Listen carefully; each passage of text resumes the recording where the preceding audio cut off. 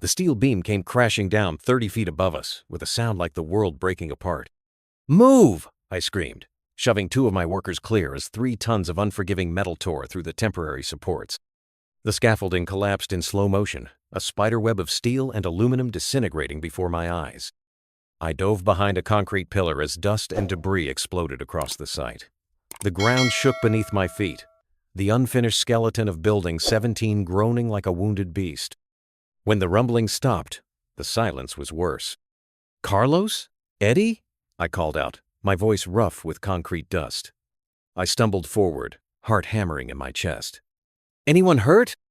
Figures emerged from the haze, dirty faces streaked with sweat. A quick count present, a miracle. Eddie, my foreman for 15 years, appeared at my side, blood trickling from a cut above his eye. "Boss, that support beam wasn't supposed to fail. The calculations were—" "I know." I cut him off, scanning the twisted wreckage. "The concrete pour yesterday, something's wrong."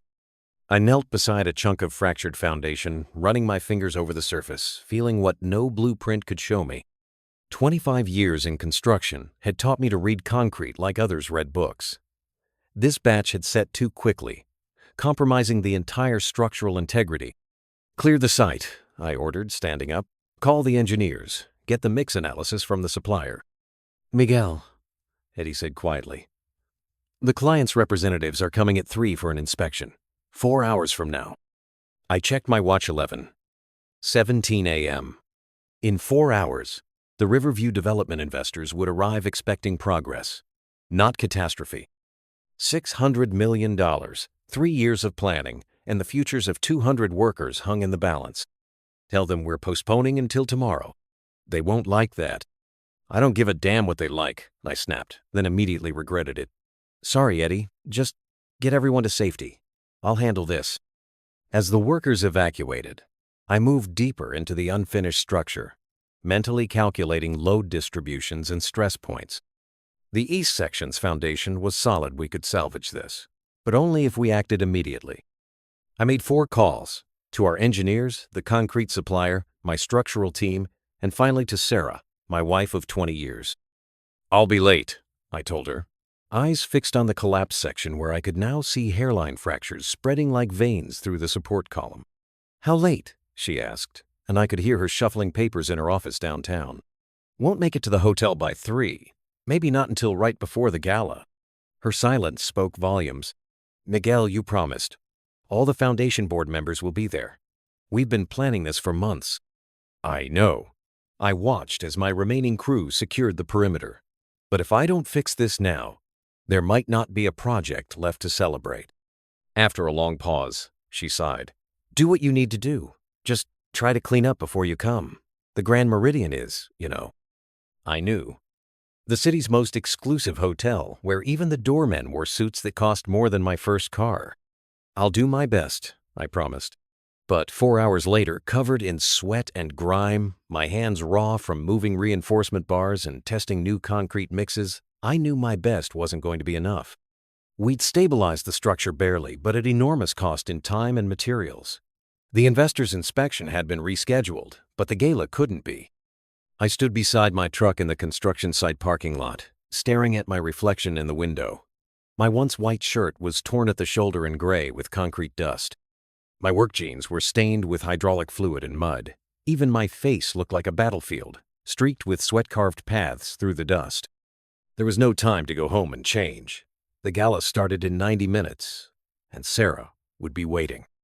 I made a half-hearted attempt to dust myself off, succeeding only in smearing the dirt more evenly across my clothes.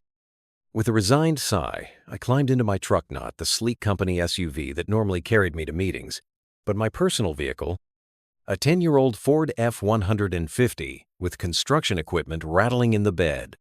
Traffic was merciless, the city grid locked in rush hour paralysis. By the time I pulled up to the circular drive of the Grand Meridian Hotel, the ornate building glowed like a golden beacon against the darkening sky. Luxury cars idled in the valet line, Mercedes, Bentleys, the occasional Ferrari owners emerging in evening wear and diamonds. And then there was me. I handed my keys to a startled valet whose practiced smile faltered at the sight of my truck. Then my appearance. I could almost read his thoughts. Wrong entrance, wrong hotel, wrong city. "Take care of her," I said, patting the truck's hood. "She's got character." The young man nodded uncertainly and slid into the driver's seat, visibly cringing at the grunt of the engine as he pulled away. The hotel's massive revolving doors gleamed with polished brass and beveled glass, reflecting distorted versions of me as I approached each rotation, offering a fragmented glimpse of a man who looked nothing like the successful business owner and guest of honor I was supposed to be tonight. I took a deep breath, squared my shoulders, and stepped forward. I walked into the hotel with torn clothes and dust all over me. I had just come from the construction site, me hands still covered in cement. The receptionists whispered, and a man in a suit said, "Hey, deliveries through the back." I just looked at him and smiled. "I'm here to check in." If you could have seen their faces when they found out who I really was. The lobby of the Grand Meridian Hotel was all polished marble and crystal chandeliers, the kind of place where money whispered instead of talked. I stood there, my work boots leaving small clumps of dried mud on their immaculate floor, feeling the stairs burning into my back. The suited Mantha hotel manager, according to his nameplate, stepped forward with practiced diplomacy that couldn't quite hide his disdain. "Sir, I believe there's been a misunderstanding. Perhaps the hotel Comfort across town would be more suitable for your needs." My shoulders ached from 12 hours of hauling concrete blocks and rebar. My face felt tight from dried sweat and cement dust, but I'd promised Sarah I wouldn't make a scene. "Johnson," I said quietly. "Miguel Johnson. I have a reservation." The younger receptionist tapped at her computer, eyes widening slightly. "Oh, yes, Mr. Johnson, the presidential suite." The manager's face twitched. There must be some mistake. No mistake. I reached into my back pocket, pulled out my wallet. Not the beat-up leather one I carried to work sites, but the sleek black one with the platinum card Sarah had insisted I keep with me today. "Will this do?" He took it between thumb and forefinger like it might be contaminated. "Robert," a voice called from across the lobby. Sharp. Authoritative. The hotel owner, Eleanor Bennett, strode toward us in a tailored blue suit that probably cost more than what most of my crew made in a month. I knew her by reputation. Only tough as hell. Self-made, uncompromising. "Mr. Johnson is our guest of honor," she said, her eyes flicking meaningfully to the manager. "For the Riverview Development Foundation Gala tonight." The manager went pale. "The foundation? But that means you're—" "The architect and general contractor, yes." I didn't bother hiding my exhaustion now. I had an emergency at the West Side project. Structural support issue. Had to handle it myself. Eleanor Bennett's eyes met mine with something I rarely saw from people in her position. Respect. "Building 17? I nodded. "Concrete pour was compromised. We caught it, fixed it. At considerable personal inconvenience, I see." She turned to the manager. "Robert, Mr. Johnson's company is responsible for the largest urban renewal project this city has seen in 50 years. The one that's bringing your hotel an additional 200 bookings a month." The silence in the lobby was absolute. "I'll personally show Mr. Johnson to his suite," she continued, "and perhaps send up something from the kitchen. I imagine you haven't eaten." "That would be appreciated," I said. As we walked toward the elevators, leaving the stunned staff behind, Eleanor spoke without looking at me. "You could have just called ahead. Told them who you were." "Could have," I agreed. "But then I wouldn't have seen their faces." She laughed then, a genuine sound that echoed in the marble hall. "Oh, I like you, Johnson. This city needs more builders and fewer talkers." The elevator doors closed on the lobby, where the manager was now frantically polishing the spot where my boots had been, as if he could erase the evidence of his mistake. The presidential suite of the Grand Meridian occupied the entire top floor of the hotel's east wing, with panoramic views of the city skyline I'd helped reshape over 2 decades. Floor-to-ceiling windows revealed a metropolis beginning to sparkle as twilight descended, lights flickering on in office buildings and condominiums. Headlights streaming along arterial roads. The distant sparkle of the bay beyond. Eleanor Bennett gestured toward the expansive main room with its tasteful blend of modern and classic elements. "I trust this will be satisfactory, Mr. Johnson." I surveyed the space larger than the first apartment I'd shared with Sarah. with furnishings that probably cost more than that entire building. "It'll do," I said with deliberate understatement. A smile ghosted across Eleanor's face. "The staff will be extremely attentive for the remainder of your stay. I've personally guaranteed it." "I bet you have." She moved to the wet bar, selecting a crystal decanter. "Scotch? You look like you could use one." I nodded, watching as she poured 2 fingers of amber liquid. She handed me the glass, not flinching at my dirt-stained fingers. "To successful foundations," she said, raising her own glass, "structural and otherwise." We drank, and the scotch burned pleasantly down my throat. Expensive stuff, complex and smoky. "You know," Eleanor said, setting her glass down, "I've followed your career with interest, from Johnson Construction to Johnson Associates Architectural Development. Quite a trajectory." I shrugged. "Just kept building, one project at a time. Don't downplay it. Few people manage to bridge the gap between the physical work and the business side so successfully." She glanced at my cement-stained hands. Fewer still remember where they came from. There was something in her tone, personal knowledge, perhaps. I studied her more carefully. This woman who owned one of the city's premier hotels. Behind the tailored suit and perfect makeup, I glimpsed something familiar, the watchfulness of someone who had fought their way up. "Your father was in construction," I guessed. Eleanor's eyebrows rose slightly. "Close. My grandfather was a bricklayer. My father ran a small masonry company. And now you own the Grand Meridian, among other things." She adjusted a platinum bracelet on her wrist. "The gala begins at 8 in the Grand Ballroom. Will Mrs. Johnson be joining you?" "She's already here. Probably wondering where I am." Eleanor nodded. "I'll have the kitchen send up dinner. The chef's specialties tonight are the braised short ribs or the cedar plank salmon. Dealer's choice. Both then, and I'll call up the house tailor in case you need anything adjusted before this evening." With that, she moved to the door, pausing with her hand on the ornate handle. "Mr. Johnson, if I might offer a word of advice. People like Robert, they only understand the world in terms of appearances. Sometimes it's easier to play by their rules, and sometimes it's more satisfying not to." She smiled, a full, genuine expression this time. "Indeed, that's why I make it a point to visit my construction sites regularly." The looks on the supervisors' faces when I inspect the masonry work myself. She let the sentence trail off, then added, "Enjoy your stay, Mr. Johnson." After the door closed behind her, I stood motionless for a moment, absorbing the sudden silence. Then I pulled out my phone and texted Sarah. "Made it to the hotel. Suite 3001. Her response came immediately. "Thank God. Are you presentable?" I glanced down at my filthy clothes and dust-covered boots. "Working on it." "Where are you?" "Hospitality room with the foundation board. Come find me when you're ready." "Will do." I moved through the suite, exploring its opulence with the critical eye of someone who understood the bones beneath the beauty. The craftsmanship was impressive: crown molding with perfect mitered corners, marble countertops with consistent veining, hardwood floors that didn't creak despite the building's age. Old-world quality, married to modern luxury. In the massive bathroom, I confronted my reflection in the full-length mirror. I looked like I'd been in a fight with a cement mixer and lost. Badly. The man staring back at me bore little resemblance to the one whose portrait hung in the Johnson Associates boardroom, the successful businessman in the tailored suit with the confident smile. That man looked like he belonged in this hotel. This man, dust-covered, exhausted, with calloused hands, and a day's growth of stubble, looked like he should be operating a jackhammer outside. And yet, they were both me.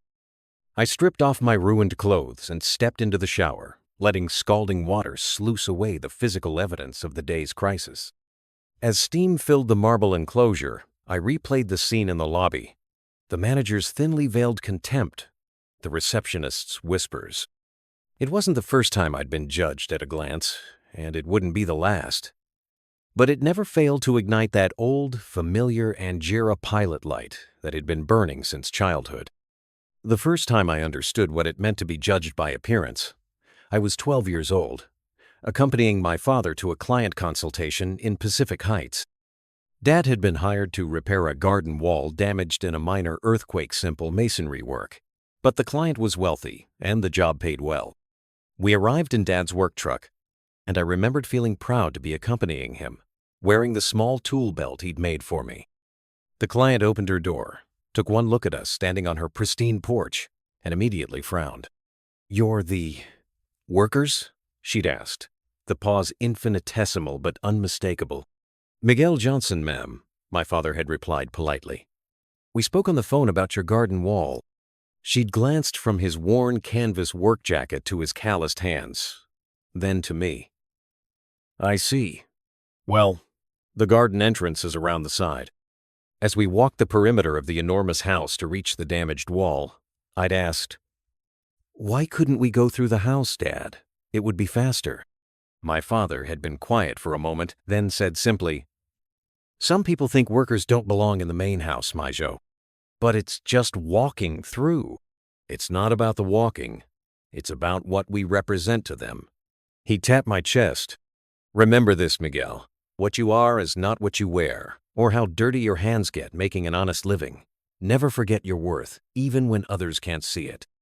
That lesson had stayed with me through decades of dirty jobs, through night school studying architecture and business, through the lean years of starting my own company, through the gradual climb from small residential jobs to commercial contracts to major development projects. Through it all, I'd kept my hands in the work, refusing to become just another suit who'd forgotten the feel of raw materials. A knock at the suite door pulled me from my thoughts. I shut off the water, wrapped a plush hotel robe around myself, and padded across the living room. The house tailor turned out to be an efficient Italian man named Paolo, who took one look at me and immediately started taking measurements, muttering under his breath in his native language. "The gala, yes? Black tie required. We have several options that might work with some quick alterations." He gestured to a hotel bellhop who wheeled in a rack of tuxedos. "Mrs. Bennett said cost is no consideration." 30 minutes later, I was transformed at least externally. The tailored tuxedo fit surprisingly well after Paolo's swift adjustments, the crisp white shirt a stark contrast to my sun-darkened skin. Only my hands, still bearing traces of cement in the cuticles despite my best efforts, betrayed my day's activities. As Paolo packed up his supplies, another knock announced room service. 2 servers wheeled in a table laden with covered silver dishes, setting it up near the windows with the efficiency of long practice. "Compliments of Mrs. Bennett," one of them said. "The chef's selections for your dining pleasure." They unveiled dishes that looked more like art than food, the promised short ribs glazed to a mahogany shine, the salmon nestled among colorful vegetables I couldn't immediately identify. Wine appeared. Bread was placed. Water poured. When they finally departed, I sat alone at the elegant table, feeling strangely disconnected from my surroundings. Through the windows, I could see the Riverview development site and the Distensa collection of skeletal structures and towering cranes, floodlights now illuminating night crews continuing the work. My phone buzzed with a message from Eddie. "Structural team confirms we're stable. New concrete testing within parameters. Crisis averted, boss." Relief flooded through me. I'd risked everything today, prioritizing safety over schedule, integrity over appearances. If that section had failed during occupancy rather than construction, I didn't finish the thought. In my business, nightmares like that live just below the surface of consciousness, threatening to emerge with every shortcut not taken, every inspection not doubled, every material not tested. My phone buzzed again. "Sarah, it's 7:30. Where are you?" I looked down at my barely touched meal, then back to the phone. On my way. The grand ballroom occupied most of the hotel's mezzanine level, a cavernous space transformed for tonight's gala, with elaborate floral arrangements, strategically placed lighting, and dozens of round tables surrounding a central dance floor. A string quartet played unobtrusively in one corner, providing background music for the hundreds of guests already mingling in formal attire. I paused in the entrance, scanning the crowd for Sarah. The Riverview Development Foundation gala had drawn the city's elite politicians, business leaders, old money, and new tech wealth standing shoulder to shoulder, unified by their designer clothes and practiced smiles. "Miguel." I turned to find Thomas Harrington approaching, the foundation's board president and one of our project's most vocal supporters. White-haired and patrician, He extended his hand with genuine warmth. "We were beginning to think you wouldn't make it," he said, his grip firm despite his 70-plus years. "Had a situation at Building 17. Couldn't be helped." Thomas nodded sympathetically. "Sarah mentioned something about that? Nothing serious, I hope?" "Nothing we couldn't handle." "Excellent. We're showcasing the Riverview models tonight." He gestured toward an alcove where illuminated architectural displays drew clusters of admirers. "Your team did a spectacular job with the presentation." I smiled, knowing that my team, in this case, meant Sarah, whose marketing expertise had transformed our technical plans into something that appealed to potential investors and community stakeholders alike. "Where is my wife, anyway?" I asked, still searching the crowd. "Last I saw, she was with the mayor near the South Terrace." I thanked him and made my way across the ballroom, navigating through groups of guests who either recognized me with surprise, "Miguel Johnson, didn't expect to see you here tonight," or didn't recognize me at all, offering the polite disinterest reserved for unknown entities at exclusive gatherings. I found Sarah exactly where Thomas had indicated, deep in conversation with Mayor Chen and a small group of attentive listeners. Even after 20 years of marriage, the sight of her still caught my breath, tall and graceful in a midnight blue gown, her dark hair swept up to reveal the elegant line of her neck. She spotted me approaching and excused herself, meeting me halfway with relief evident in her eyes. "You made it," she said, reaching up to straighten my bow tie. "And you clean up nice." The hotel provided the tux. "And a tailor. And dinner. Eleanor Bennett's doing, I assume?" At my nod, she smiled. "Smart woman. I had a feeling you two would get along." I took Sarah's hand, feeling the cool metal of her wedding band against my palm. "Sorry about today. The building? Is everyone okay?" "All fine. We caught it in time." She squeezed my hand. "Then everything else is just details. Come on, you need to see the model display. They've incorporated all our sustainability features." As we moved through the crowd, I felt the weight of the day begin to lift. This was why we'd built Johnson Associates, not just to construct buildings, but to create spaces that served communities, that balanced profit with purpose. The Riverview development represented everything we'd been working toward. Affordable housing alongside market-rate units, green spaces, local businesses integrated into the design. A project that revitalized without displacing. At least, that was the plan. The architectural models were impressive detailed miniatures of the development's 6 phases, complete with tiny trees and scaled human figures enjoying the planned public spaces. Sarah led me through the display, pointing out features with the expertise of someone who'd spent hundreds of hours refining the messaging. "The community feedback has been overwhelmingly positive," she said, indicating a digital screen showing testimonials from neighborhood residents, especially after we incorporated their suggestions for the Riverside Park. I studied the Phase 1 model, mentally comparing it to the reality I'd left hours ago. Steel frameworks and concrete foundations still far from the tree-lined boulevards depicted here. "Building 17 isn't going to delay the timeline," I said, answering her unasked question. "We'll make up the time." I never doubted it. She smiled, but I caught the slight tension around her eyes. "James Warner is here tonight." My mood darkened immediately. Warner represented the investment consortium providing 40% of the project's funding and seemingly 100% of its headaches. A former Wall Street trader with no experience in development, he'd repeatedly pushed for efficiencies that amounted to cutting corners. Let me guess. He wants to talk about today's incident. Among other things, Sarah's voice dropped. He's been meeting with some of the board members privately. I'm not sure what he's planning, but— "Miguel Johnson," a booming voice interrupted. "The man of the hour." James Warner materialized beside us, immaculate in a custom tuxedo that probably cost more than most people's monthly mortgage payments. Handsome in that generic way of men who spend too much time at exclusive health clubs, he clapped me on the shoulder with false camaraderie. "James," I acknowledged, keeping my tone neutral. "Enjoying the evening?" "Absolutely." His smile never reached his eyes. "Though I was disappointed to hear about the situation at Building 17. Structural issues, was it?" The way he said it with just enough emphasis to suggest negligence rather than diligence made my jaw tighten. A materials problem that we identified and corrected, I said. The kind of thing our quality control processes are designed to catch. Of course, he waved dismissively. Still, delays are costly. And speaking of costs, I've been reviewing the quarterly projections with some of the other investors. Here it comes, I thought. We're concerned about the profit margins, he continued, particularly with the affordable housing component eating into returns. Sarah stepped closer to my side, a subtle show of support. The affordable units are non-negotiable, James. They're central to the development agreement with the city. Agreements can be renegotiated, Warner said smoothly. Circumstances change. Markets evolve. Our commitment to the community doesn't, I replied, meeting his gaze directly. A flash of annoyance crossed his face before he masked it with another practiced smile. Always the idealist, Miguel. It's admirable, really. But perhaps we could continue this discussion after you've had a chance to review the numbers I sent over? I think you'll find them compelling.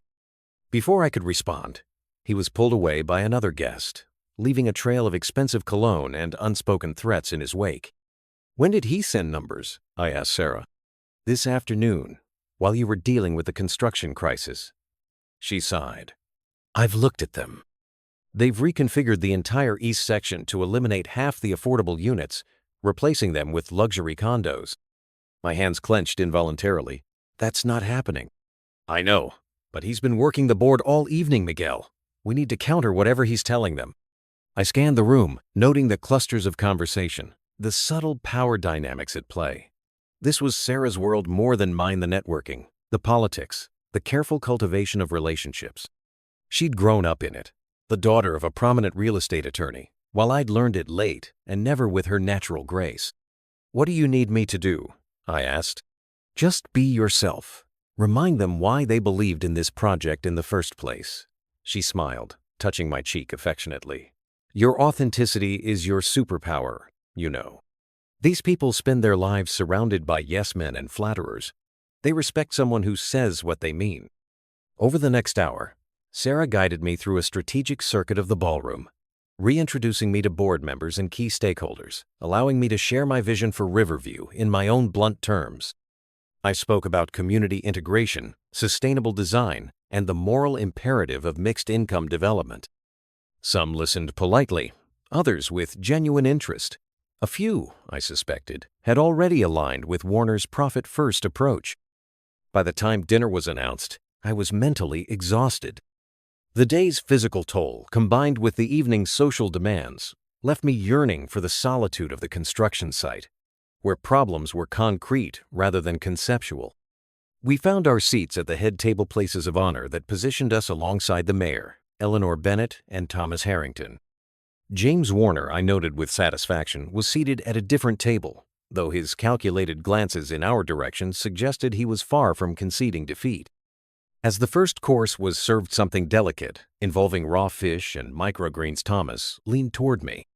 Your wife has been quite persuasive this evening, he murmured. Several board members have approached me with concerns about Warner's alternate proposal.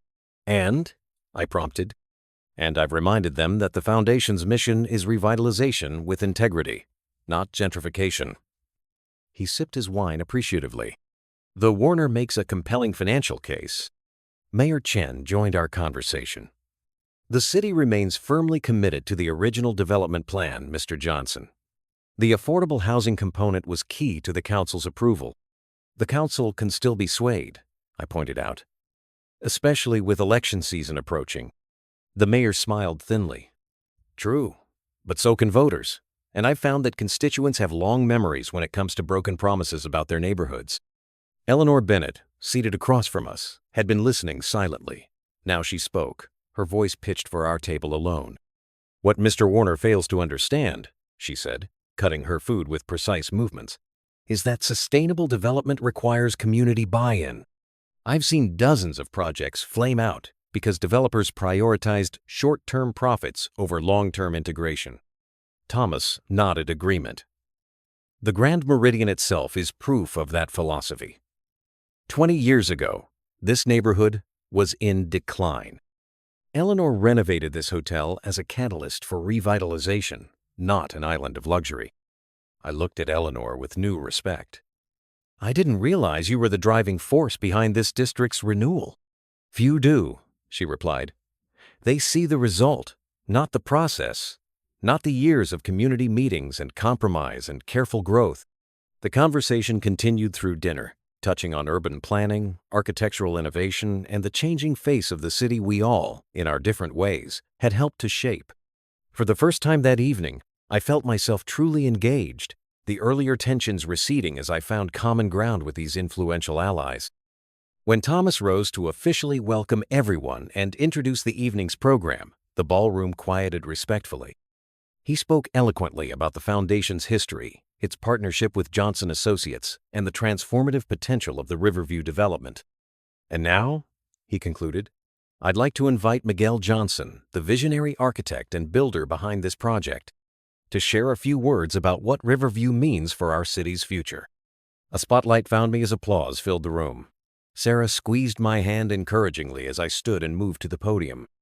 I hadn't prepared remarks.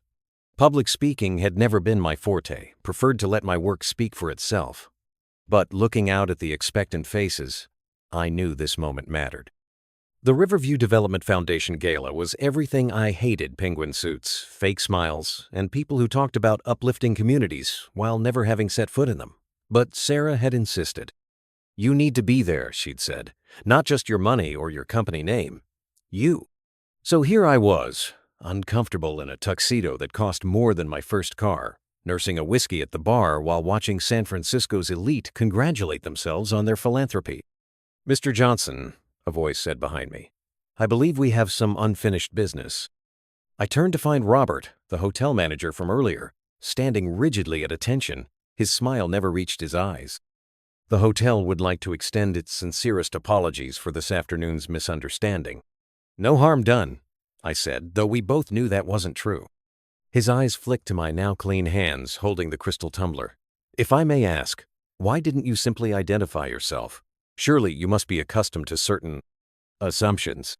"Certain assumptions," I repeated flatly. A waiter passed with champagne.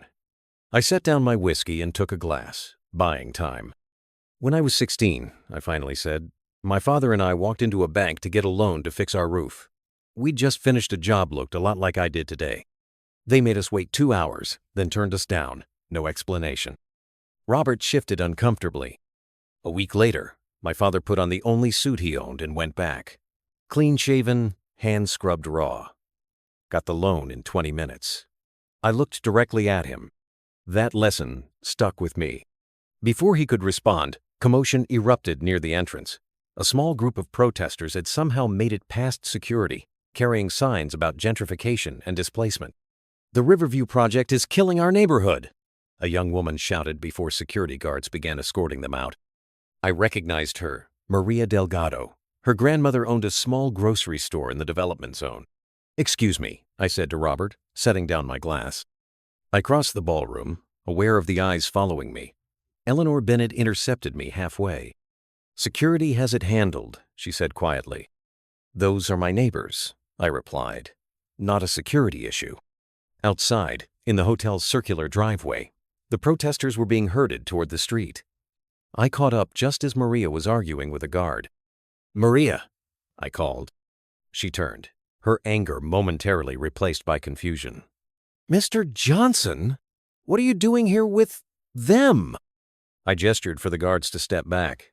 "What's this about?" "We've had community meetings for months. Your grandmother approved the plans." "That was before we saw the new lease terms," she said bitterly. "Triple what we're paying now once construction is done. She can't afford that." I felt a cold knot in my stomach. "What new terms?" One of the other protesters stepped forward, handing me a document. "These came last week, from RiverCorp Holdings." I scanned the paper, my anger building with each line. "This wasn't authorized by me." "You're just the builder," Maria said. "The money people make the real decisions." "Actually," a voice said from behind us, "he's both." Eleanor Bennett stood there, somehow managing to look regal, even with the wind messing up her perfect hair. "Mr. Johnson owns 60% of RiverCorp," she continued. "A fact our minority investors sometimes conveniently forget." Inside the hotel, Through the glass doors, I could see the gala continuing, oblivious. Among them was James Warner, the investment group's representative who'd promised me the community would be protected. "Wait here," I told Maria. I strode back into the gala with Eleanor beside me. "You look like you're about to start a war," she murmured. "Already started," I replied. "Just didn't know it." I found Warner by the raw bar, laughing with the mayor. When he saw me coming, something in my expression made him step back. "Miguel, great turnout tonight. You changed the lease terms." My voice was low, but carried enough that nearby conversations stopped. Warner's smile turned brittle. "Just market adjustments. Nothing unusual. You promised those businesses could stay. That was our whole pitch: revitalization, without displacement. Be reasonable, Miguel. The property values are already up 30%. We're leaving money on the table with those old leases." I was acutely aware of the growing audience, including several journalists. "My company doesn't break promises," I said. "Those terms are going back to what we agreed." Warner's face hardened. "The board won't approve that." "Then I'll buy out the board." I turned to Eleanor. "Bennett Capital still looking for local development opportunities?" She didn't hesitate. "Always." Warner paled. "You can't just—" "Watch me." I turned to address the now silent room. 25 years ago, I carried concrete for my father on that same street we're developing. When he died, Mrs. Delgado from the grocery store gave me credit for 6 months so I could finish school. Every business on that block has a similar story. I found the mayor's eyes in the crowd. "This city doesn't need more luxury ghost condos. It needs sustainable development where real people can live and work." Without waiting for a response, I walked out, aware I'd just possibly blown up $100 million project. Maria and the others were still waiting outside. "The terms aren't changing," I told them. "You have my word. And if anyone says different, you call me directly." After they left, I stood alone in the cool night air until I felt Sarah's hand slip into mine. "That was quite a scene," she said. Eleanor texted me. "I might have just cost us everything," I admitted. Sarah squeezed my hand. "You stood up for what's right. That's why I married you." We looked up at the hotel towering above us, gleaming and perfect. "You know what the difference is between a building and a community?" I asked her. "Tell me." "A building just needs a designer and money. A community needs a foundation." Behind us, the hotel doors opened again, and Eleanor emerged with the mayor and several others. "Johnson," the mayor called, "we need to talk about this new vision of yours." Sarah squeezed my hand once more before letting go. "I think your real work is just beginning." I turned to face them, ready for whatever came next. Because some foundations aren't made of concrete, but of promises kept and dignity preserved. And those are the ones that truly last.